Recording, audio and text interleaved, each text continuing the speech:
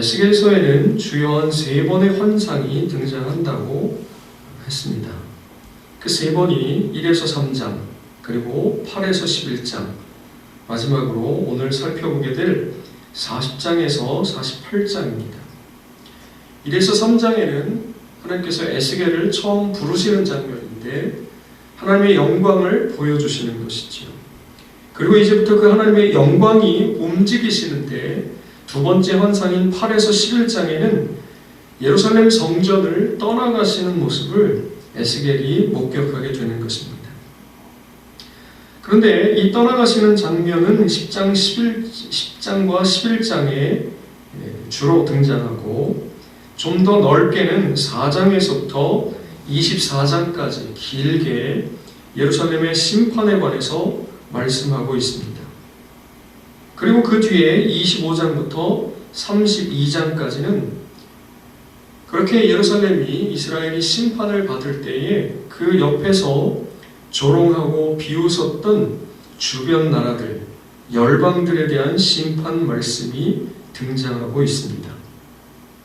그리고 이어지는 33장에서부터 맨 끝에 48장까지는 회복에 관한 말씀을 다루고 있고 그 중에 세 번째 환상이 40장에서부터 48장에 등장하는 것이고 오늘 읽은 43장에 드디어 떠나가셨던 하나님의 영광이 예루살렘 성전으로 돌아오시는 장면이 거기에 기록되어 있는 것입니다.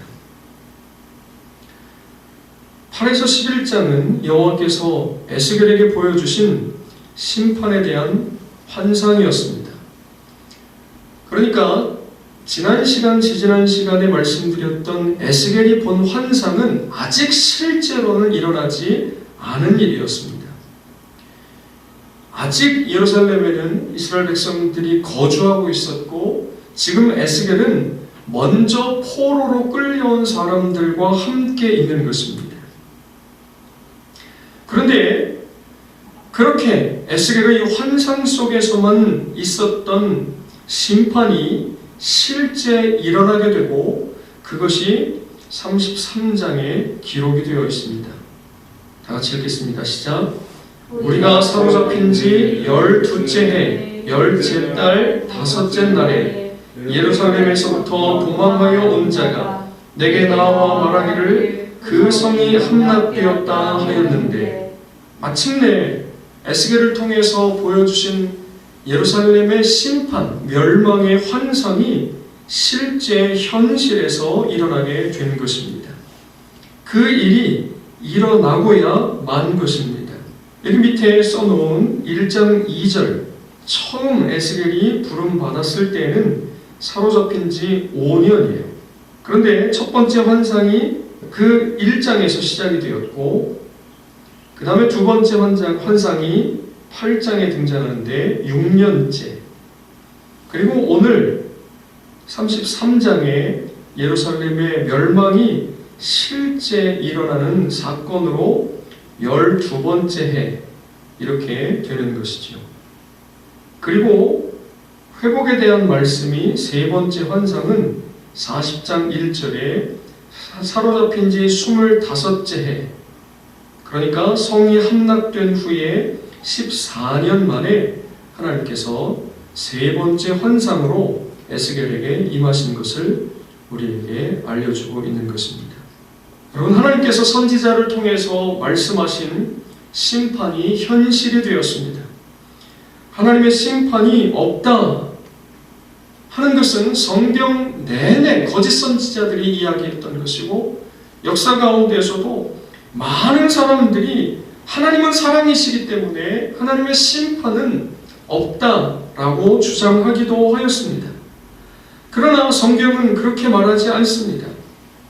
오늘 우리가 보는 것처럼 하나님께서는 선지자를 통해서 예루살렘의 심판을 말씀하셨고 그 환상은 실제 우리의 삶에서 일어나게 된 것입니다. 성경은 그에 대해 이렇게 말씀하고 있습니다. 시작. 한 번 죽는 것은 사람에게 정해진 것이요 그 후에는 심판이 있으리니 그 밑에 그러므로 깨어 있으라 어느 날에 너희 주가 임하는지 너희가 알지 못함이니라. 아멘. 여러분, 하나님의 심판은 이렇게 이루어졌습니다. 사람이 한번 죽는 것이 진리인 것처럼 모든 사람이, 그 사람이 어떤 사람이든지를 관계하지 않고, 그래서 누군가가 말한 것처럼 죽음은 공평한 것이지요. 부자도 가난한 사람도, 나이가 많은 사람도 나이가 적은 사람도, 남자도 여자도, 피부색이 하얗든지 까맣든지 또는 우리처럼 황색 인종이든지 상관없이 모두 다 죽는 것이고, 그러나 그 죽음으로 끝이 아니라 그 이후에는 심판이, 오늘 에스겔서가 우리에게 말씀해주고 있는 것과 같은 심판이 있을 것이라고 말씀하고 있는 것입니다. 그러므로 깨어 있어야 할 줄을 믿습니다. 여러분, 심판을 대비하여서 깨어있는 저와 여러분 될 수 있기를 주님의 이름으로 부탁드립니다. 심판이 있지만, 그러나 기독교는, 성경은 언제든지 그 심판으로 끝나지 않습니다. 그 다음이 있습니다.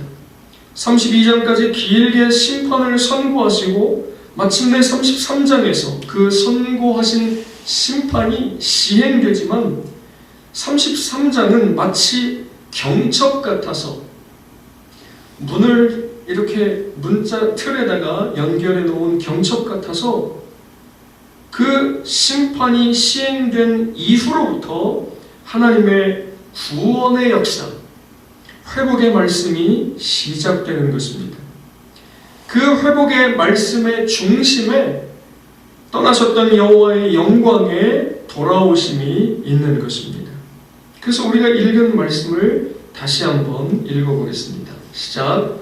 그 후에 그가 나를 데리고 문에 이르니 곧 동쪽을 향한 문이라.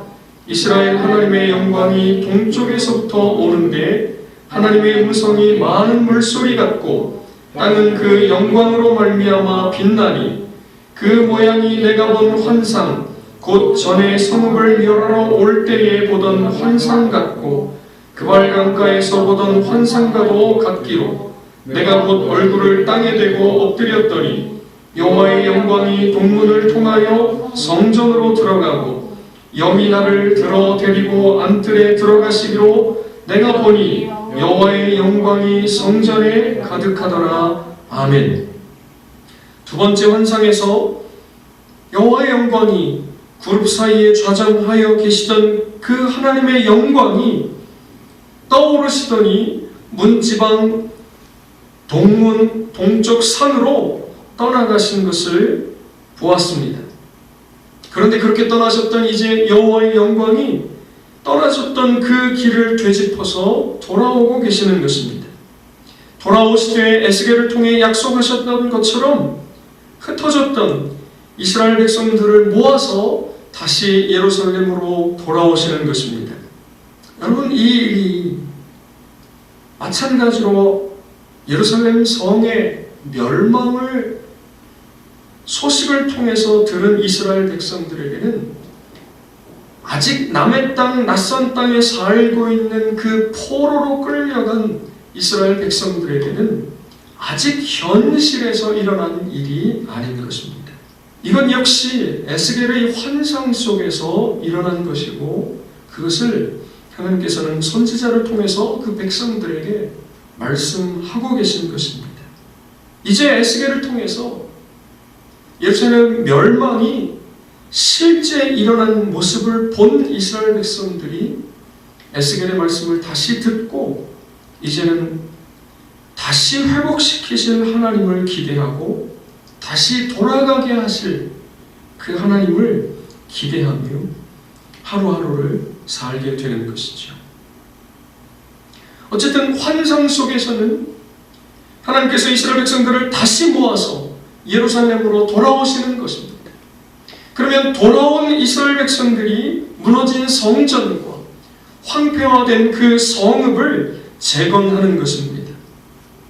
그 말씀이 우리 성경 가운데 기록되어 있는데 어디에 기록되어 있느냐면 에스라와 느헤미야 그리고 학개와 스가랴 말씀에 기록되어 있어요.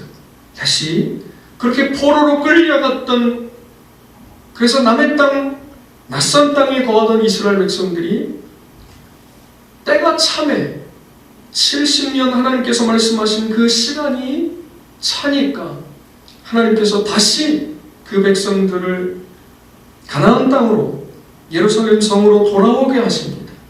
그리고 돌아온 그 백성들이 무너진 성전과 황폐화된 성읍을 재건하는 말씀이 에스라, 느헤미야, 학개, 스가랴 말씀인 것입니다. 그러니 지금 말씀드린 것처럼 지금 현재는 남의 땅, 낯선 땅에 살고 있을지라도 선지자의 이 말씀, 하나님께서 보여주신 그 환상을 보고 백성들에게 전하여 준 이 말씀을 붙들고 소망 가운데에 인내하면서 살아야 되는 것입니다. 여전히 눈에는 보이지 않아요. 여전히 미래는 불확실한 것입니다. 과거를 돌이켜보면 지나간 세월 동안에 하나님은 늘 선지자를 통해서 말씀하셨고, 그리고 선지자를 통해 그렇게 말씀하신 하나님의 말씀은 언제든지 그들의 실제의 삶 가운데에 나타나고 일어나는 것을 성경이 우리에게 가르쳐주고 있습니다. 그러니 여전히 오늘도 우리 눈앞에 보이지 않는 현실을 우리는 하나님 말씀을 통해서 듣고 또한 그것을 믿어야 될 것입니다. 그러면서 오늘 이렇게 소망 없는 세상 가운데에서 오직 소망이신 주님을 붙들고 그 소망이신 주님께서 선지자들을 통해서 우리에게 말씀하신 하나님의 말씀을 붙들고 인내하며 그 주님이 다시 우리를 데리고 본향으로 돌아가게 하실 것을 기대하며 기다리는, 그러면서 주님과 동행하는 삶 살아야 될 줄을 믿습니다. 그런데 좀 이상하죠. 왜냐하면 하나님의 영광이 돌아가고 백성들이 돌아가고 그랬으면 성전에 대한 회복의 말씀이 에스겔서 뒷부분에 나와야 되는데 제가 생뚱맞게 에스겔서를 이야기하는 것이 아니라 에스라와 느헤미야, 학개와 스가랴를 말했어요. 왜 에스겔서를 가지고 이야기하지 않고 그렇게 얘기하는가? 그것은 이스라엘의 실제의 삶에서 성전을 다시 재건하고 황폐된 성읍을 다시 건설하는 말씀이 실제로 거기에 등장하고 있고, 에스겔서 안에도 재건되는 성전의 모습이 나오는데 그 말씀이 좀 달라요. 뭐가 다르냐면 그것을 지금부터 말씀드리려고 하는 것입니다. 돌아온 포로들이 건설할 성전의 크기라고는 할 수 없을 만큼 크고 상상 이상의 성전의 모습이 에스겔의 환상 가운데 등장합니다. 그래서 43장, 즉 하나님의 영광이 다시 성전으로 돌아오시는데 그 돌아오시는 하나님의 영광의 환상을 앞뒤로 해서 회복된 새로운 성전에 관한 말씀이 길게 등장합니다. 이 성전의 새로운 모습을 읽어갈 때 우리가 알아야 하는 측량 단위가 있어요. 그 척이라고 하는 말인데 40장에 나옵니다. 한번 읽어보겠습니다. 시작. 내가 본즉 집 바깥 사방으로 담이 있더라. 그 사람의 손에 측량하는 장대를 잡았는데 그 길이가 팔꿈치에서 손가락에 이르고 한 손바닥 너비가 더한 자로 6척이라. 그 담을 측량하니 두께가 한 장대요 높이도 한 장대며. 여기 40장 세 번째 환상에서 시작하면서 이제 새로운 성전이 48장까지 길게 등장하는데 그 새로운 성전을 건설하라고 하시는 거예요. 그런데 건설할 때 그 크기를 어떻게 할 것인지 말씀해 주시는 것이지요. 그런데 그 크기를 말씀할 때에 측량하는 단위가 척입니다. 우리말로 번역됐는데 척이라고 번역이 된 거예요. 원어는 뭐냐면 규빗이에요. 규빗, 어디서 많이 들어봤죠? 어디서 들어봤냐면 출애굽기에 하나님께서 모세를 통해서 성막을 건설하게 하실 때에 역시 그 길이를 다 말씀해 주시는데 거기에 등장하는 측량의 단위가 규빗이에요. 열왕기상에 솔로몬이 성전을 건축하는데 첫 번째 성전이지요. 그때에도 마찬가지로 측량 단위가 규빗입니다. 그런데 그 규빗을 여기서는 척이라고 번역을 했는데 그래서 우리 헷갈리도록 하는 것이 아니라 조금 달라요. 그러니까 똑같이 규빗이라고 하면 똑같은 길이라고 생각될까 아마 우려해서 이렇게 우리말로 에스겔 본문에서는 척이라고 바꾼 것 같아요. 그런데 그 길이가 그 밑에 등장합니다. 세 번째 줄에 보면 팔꿈치에서 손가락에 이르고 요게 앞서 얘기했던 성막과 솔로몬 성전을 건축할 때의 규빗이에요. 그러니까 팔꿈치에서부터 손가락 끝까지 일반적으로 성인 남성이에요. 성인 남성이라고 해도 길이가 다 다르죠. 그래서 일반적으로는 45cm 정도를 생각하면 되겠습니다. 그런데 오늘은 거기에 한 손바닥 너비가 더해졌어요. 한 손바닥 너비가 이걸까요? 요걸까요? 요게 되겠습니다. 그래서 팔꿈치에서부터 손끝까지 더하기 요만큼 이렇게. 그래서 학자들은 대략 52cm에서 53cm 정도를 잡아요.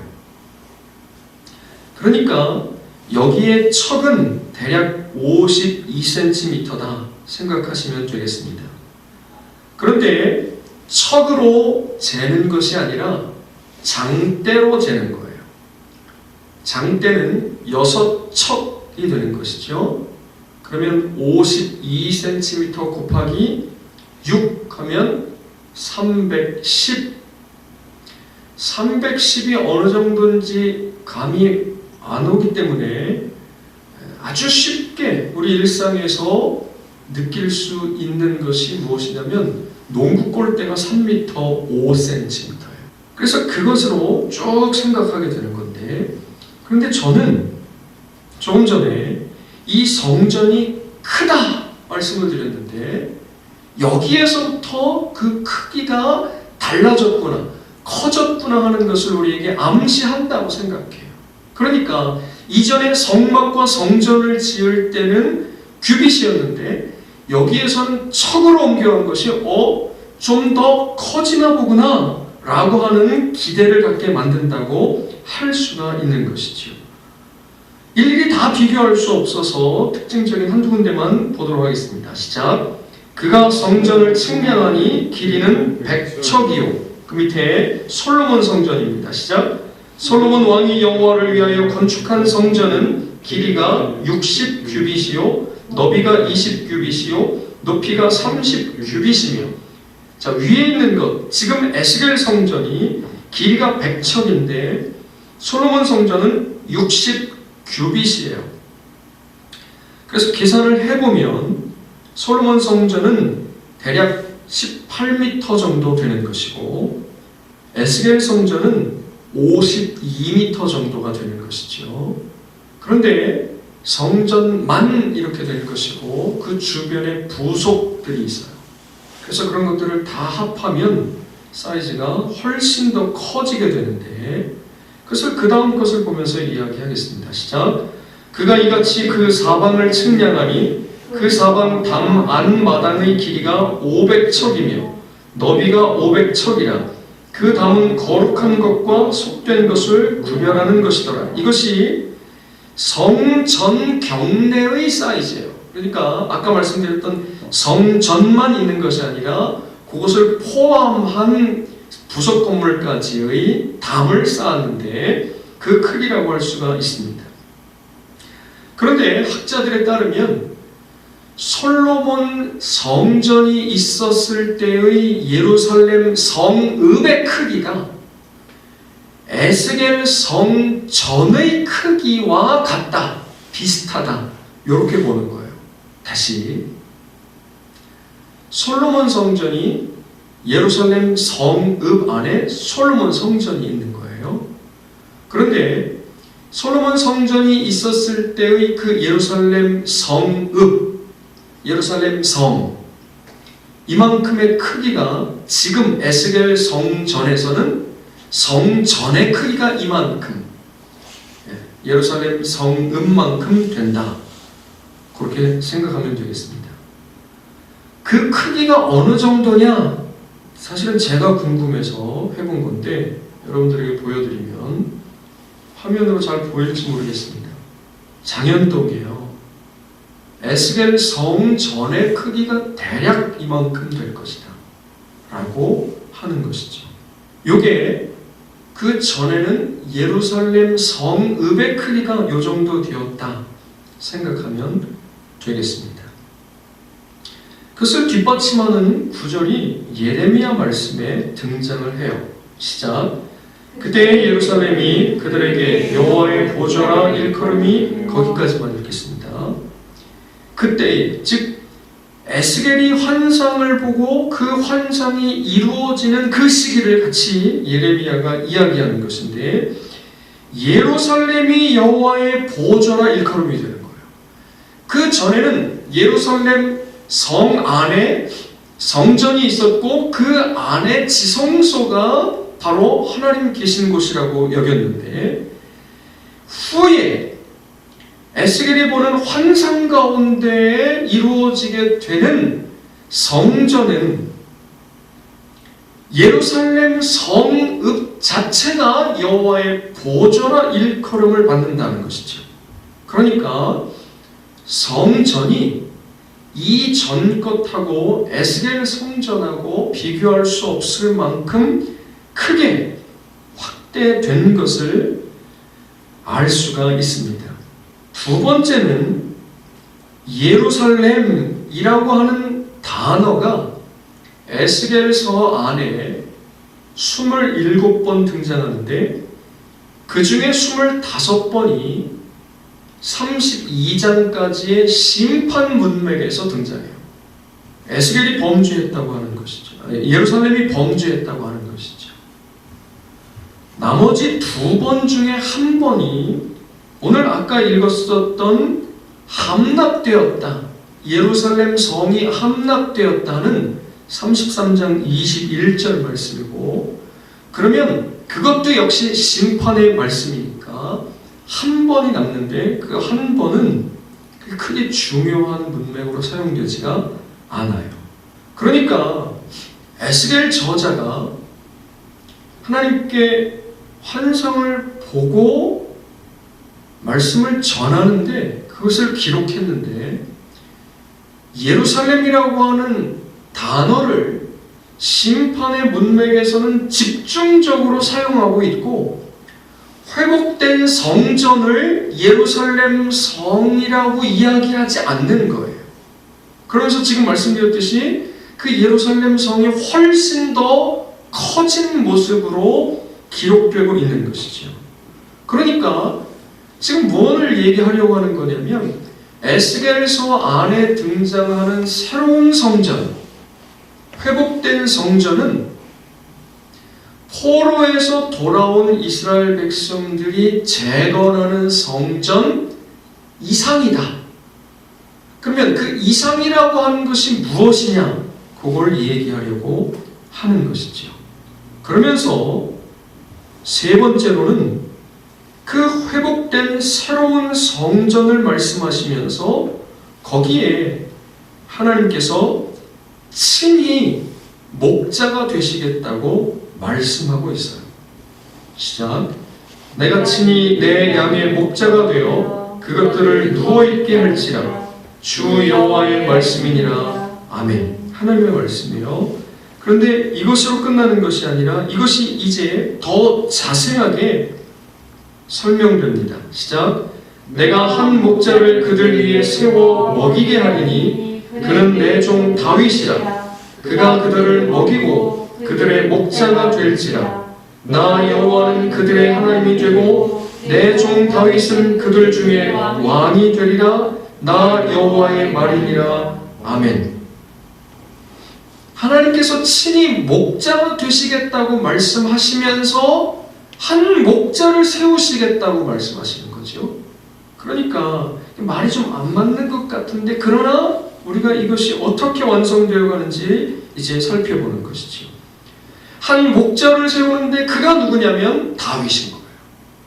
그런데 지금 에스겔 시대에 훨씬 이전에 다윗은 존재했던 거죠. 그러니까 이 다윗은 우리가 알고 있는 그 다윗 임금을 얘기하는 것이 아니라 그 다윗 임금이 상징했던 누군가를 우리에게 말씀하고 있는 것이죠. 그러면서 37장에서 또 말씀하십니다. 시작. 내 종 다윗이 그들의 왕이 되리니 그들 모두에게 한 목자가 있을 것이라. 그들이 내 규례를 준수하고 내 율례를 지켜 행하며 내가 내 종 야곱에게 준 땅, 곧 그의 조상들이 거주하던 땅에 그들이 거주하되 그들과 그들의 자자 손손이 영원히 거기에 거주할 것이요 내 종 다윗이 영원히 그들의 왕이 되리라. 내가 그들과 화평의 언약을 세워서 영원한 언약이 되게 하고 또 그들을 견고하고 번성하게 하며 내 성소를 그 가운데에 세워서 영원히 이르게 하리니 내 처소가 그들 가운데에 있을 것이며 나는 그들의 하나님이 되고 그들은 내 백성이 되리라. 내 성소가 영원토록 그들 가운데에 있으리니 내가 이스라엘을 거룩하게 하는 여호와인 줄을 열국이 알리라 하셨다 하라. 아멘. 여기 보면 하나님께서 다윗을 그들의 목자와 왕이 되게 하실 것이고 그 다윗이 왕인 목자인 그 나라는 영원한 나라라고 말씀하고 계시고, 그러면서 그와 세워서 백성이 되게 한 자들과 맺으실 화평의 언약은 영원한 언약이라고 말씀하고 계시고 영원히 이룰 것이라고 말씀하고 계신 것이죠. 그러니까 이 에스겔서에 회복된 새로운 성전은 거듭 말씀드리지만 포로에서 돌아온 이스라엘 백성들이 재건하는 성전 이상이라는 거예요. 그러니까 에스겔서의 성전이 아니고 아까 그래서 회복된 이스라엘의 성전은 에스라, 느헤미야, 학개, 스가랴에 나오는 두 번째 성전, 즉 수룹바벨 성전은 거기에 나오고 에스겔 본문에 등장하는 이 에스겔 환상 속의 성전은 그 두 번째 수룹바벨 성전이 아니고 나아가 예수님 당시에 헤롯 대왕이 세워준 예수님 당시의 그 세 번째 성전도 아니고 그것 이상의 무엇인가를 우리에게 말씀해 주고 있다는 것이죠. 그것이 무엇이냐면 결론을 말씀드리려고 합니다. 1차적으로는 당연히 이 말씀 가운데에서 이스라엘이 포로에서 돌아와 회복될 것을 말하고 있다. 그렇지 않다고 이야기할 수는 없다는 것이죠. 왜냐하면 지금 에스겔이 포로 가운데 있었고 에스겔 앞에 있는 청중들이 지난 시간에 말씀드렸던 포로로 끌려와 있는 남의 땅, 낯선 땅에 끌려와 있는 사람들, 그들을 향해서 계속 선포하고 있는 것이기 때문에 1차적으로는 바로 그들이 돌아가서 성전을 지을 것이다, 회복될 것이다 를 말하는 것이죠. 그러나 설교 전체의 내용이 그것 이상이라고 그랬어요. 그래서 이 에스겔이 본 것은 그것 일수만은 없어요. 이것이 어디로 연결이 되느냐면 요한계시록으로 연결이 됩니다. 시작. 또 내가 새 하늘과 새 땅을 보니 처음 하늘과 처음 땅이 없어졌고 바다도 다시 있지 않더라. 또 내가 보매 거룩한 성 새 예루살렘이 하나님께로부터 하늘에서 내려오니 그 준비한 것이 신부가 남편을 위하여 단장한 것 같더라. 내가 들으니 보좌에서 큰 음성이 나서 이르되 보라, 하나님의 장막이 사람들과 함께 있으매 하나님이 그들과 함께 계시리니 그들은 하나님의 백성이 되고 하나님은 친히 그들과 함께 계셔서 모든 눈물을 그 눈에서 닦아주시니 다시는 사망이 없고 애통하는 것이나 곡하는 것이나 아픈 것이 다시 있지 아니하리니 처음 것들이 다 지나갔음이로라. 아멘.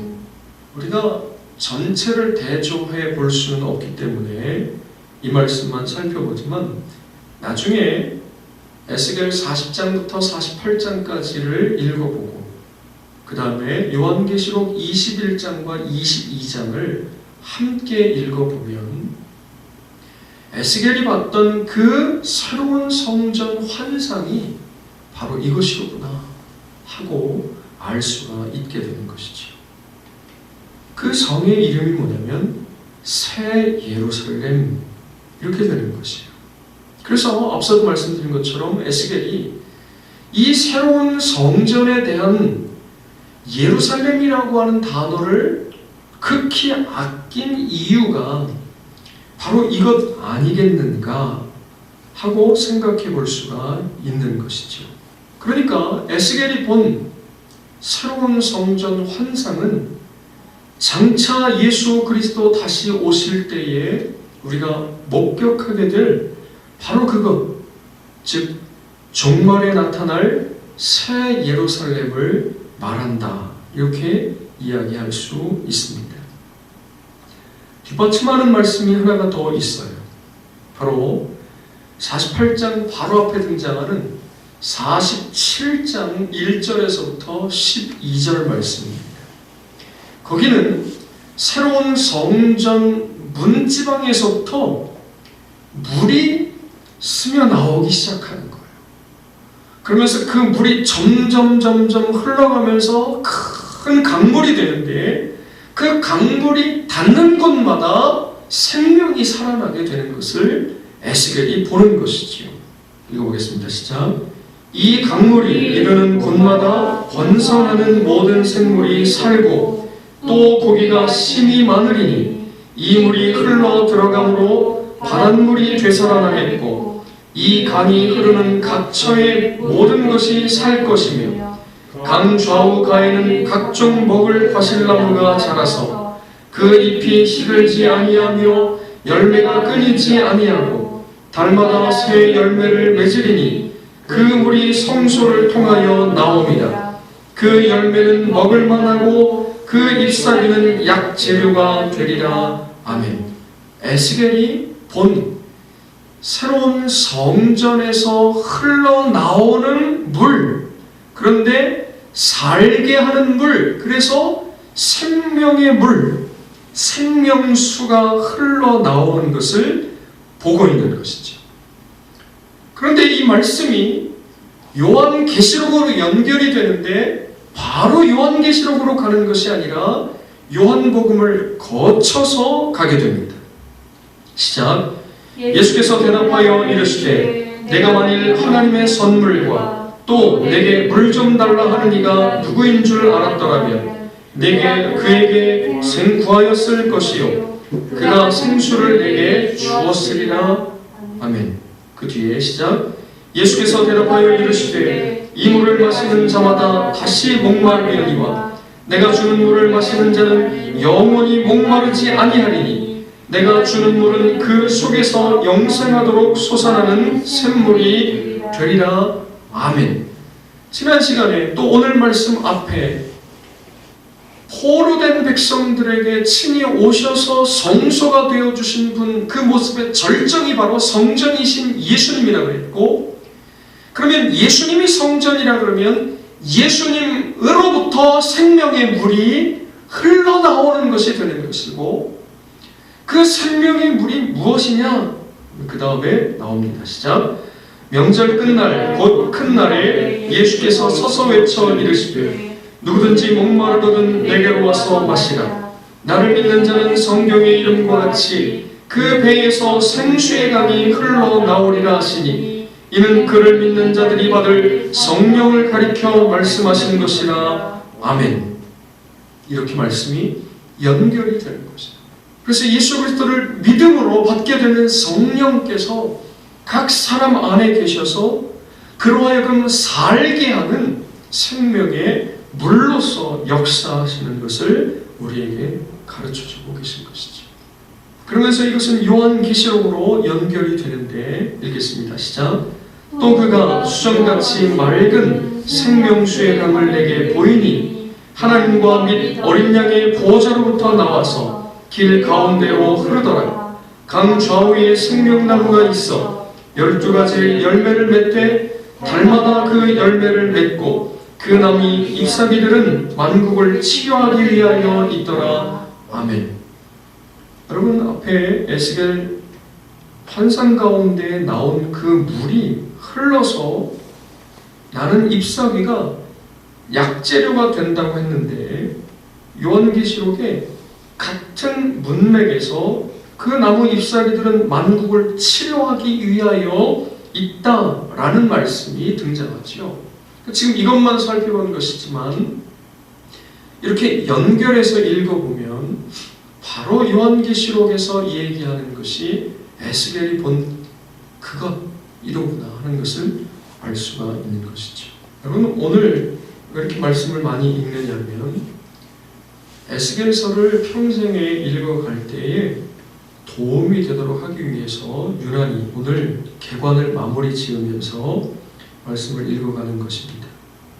그래서 나중에 읽어보면 훨씬 더 이해가 잘 될 것이라고 생각이 듭니다.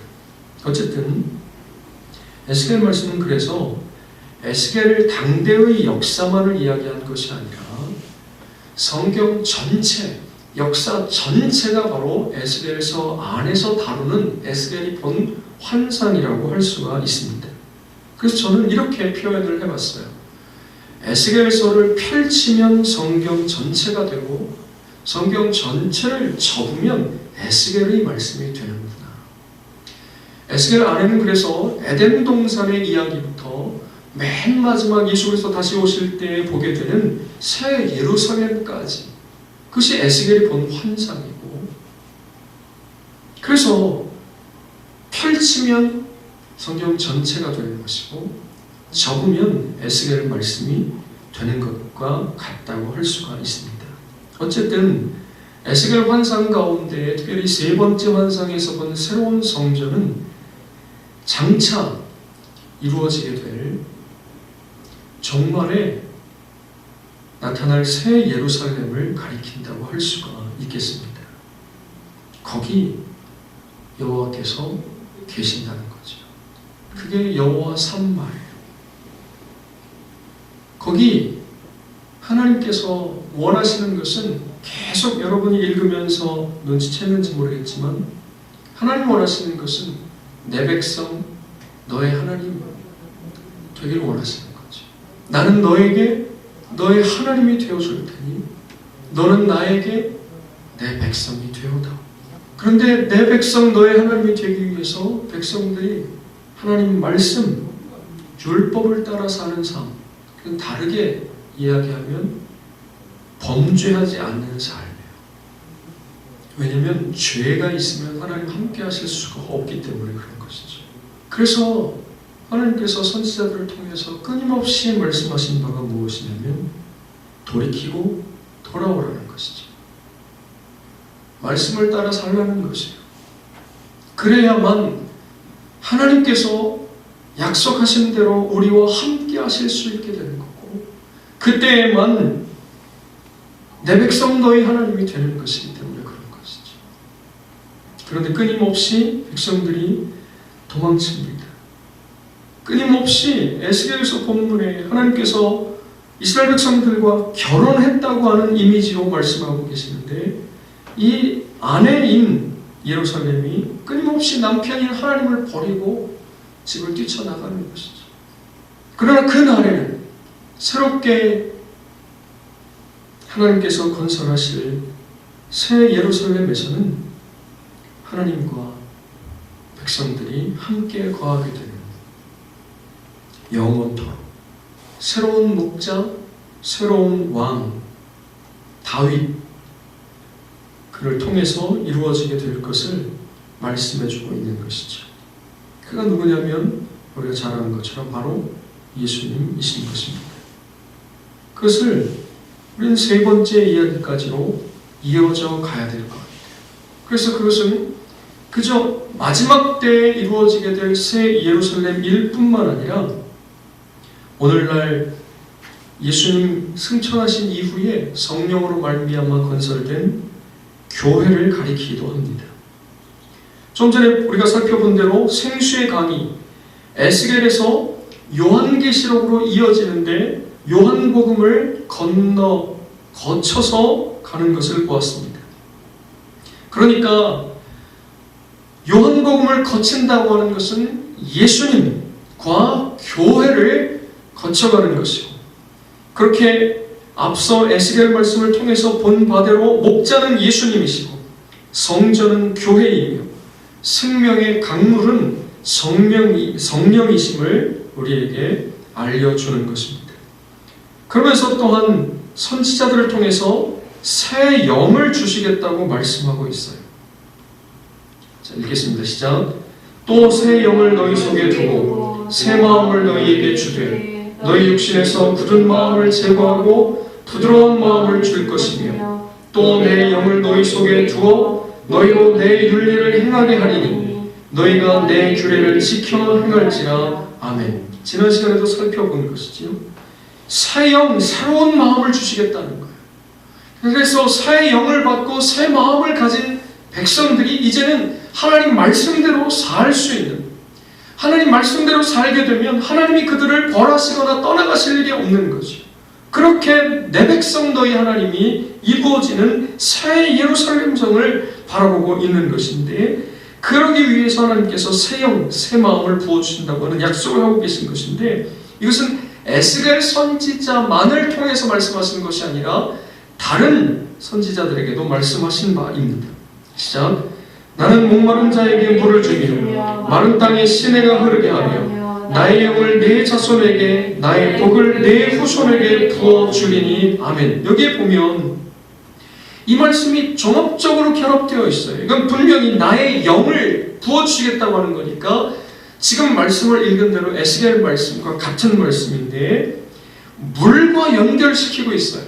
그러니 아까 성전이신 예수님에게서부터 흘러나오는 생명의 물, 이는 성령을 가리켜 말씀하심이라 성령이 물이신 것을 말씀해주고 있고, 누가복음 본문에서 너희가 악한 자라도 자식에게 좋은 것으로 줄 알거든 하물며 하늘에 계신 너희 아버지께서 구하는 자에게 마태복음에서는 좋은 것을 주시지 않겠느냐 이렇게 말씀하셨는데, 누가복음 문맥에서는 성령을 주시지 않겠느냐, 그것이 바로 복인 것이죠.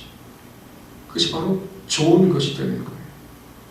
그러니까 이사야를 통해서 말씀하신 바가 같은 말씀이고, 그 다음에 우리가 잘 아는 말씀 요엘서가 같은 말씀을 하고 있는 것이죠. 시작. 그 후에 내가 내 영을 만민에게 부어주리니 너희 자녀들이 장래일을 말할 것이며 너희 늙은이는 꿈을 꾸며 너희 젊은이는 이상을 볼 것이며 그때 내가 또 내 영을 남종과 여종에게 부어줄 것이며. 아멘. 그 이후에 나오는 말씀까지, 이것이 사도 베드로를 통해서 사도행전 문맥에서 오늘날 이루어졌다고 말씀하고 있는 것이죠. 시작. 이는 곧 선지자 요엘을 통하여 말씀하신 것이니 일러스되 하나님이 말씀하시기를 말세에 내가 내 영을 모든 육체에 부어주리니 너희의 자녀들은 예언할 것이요 너희의 젊은이들은 환상을 보고 너희의 늙은이들은 꿈을 꾸리라. 그때 내가 내 영을 내 남종과 여종들에게 부어주리니 그들이 애원할 것이요. 아멘. 그러니까 이것은 장차 이루어지게 될 종말의 새 예루살렘을 말씀할 뿐만 아니라 예수님이 십자가에 못 박혀 죽으시고 부활하시고 승천하신 이후에 보내신 성령으로 말미암아 세워진 이 땅의 교회를 말씀하고 있는 것이다 라고 이야기할 수 있습니다. 그런데 여호와 삼마, 바로 그 교회에 여호와께서 함께 계시겠다고 말씀하고 있는 것입니다. 그래서 교회를, 여러분, 오늘 우리가 하나님 함께 하고 계심을 믿어야 할 것입니다. 우리 안에 우리와 함께, 지금 그래서 여기 예배당에 저를 포함해서 4명이 있어요. 우리 가족입니다. 그리고 지금 여러분들이 유튜브 각 채널에서 흩어져서 각 가정마다 함께 예배하고 있는 것이죠. 여러분 각자의 그 자리에 여호와 삼마, 우리 여호와 하나님께서 거기에 함께 거하고 계심을 믿습니다. 그렇게 우리 평생에 우리와 함께 거하시고 우리 인생이 끝나는 날, 또는 우리 역사가 끝나는 날 이루어지게 될 새 예루살렘에 하나님께서 함께 하시겠다고 약속하시면서 에스겔 말씀이 끝나고 있습니다. 죄 때문에 하나님께서 그렇게 바라셨던 내 백성 너희 하나님이 깨어지게 되었고, 하나님은 예루살렘을 떠나실 수밖에 없었고, 그것과 동시에 그 예루살렘 가나안 땅 이스라엘 백성들은 처참한 멸망 가운데 심판을 받았습니다. 그리고 다시 회복이 일어나는데 그것은 백성들에 의한, 사람들에 의한 회복이 아니라 하나님에 의해서 이루어지는 회복의 역사인 것입니다.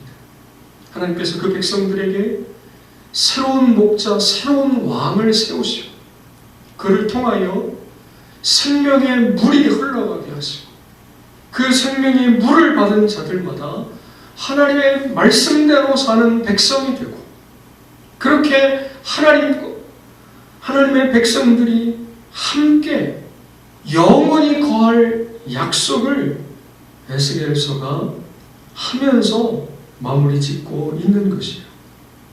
여러분, 오늘 우리가 그 약속을 붙들고 도무지 소망이 없는 것 같은 이 세상을 살면서 인내하며 그 약속이 이루어질 날을 기다리며 주님 말씀하신 것들을 우리의 삶에서 그대로 이루어내며 그렇게 주님과 동행하는 저와 여러분이 되어야 할 줄 믿습니다.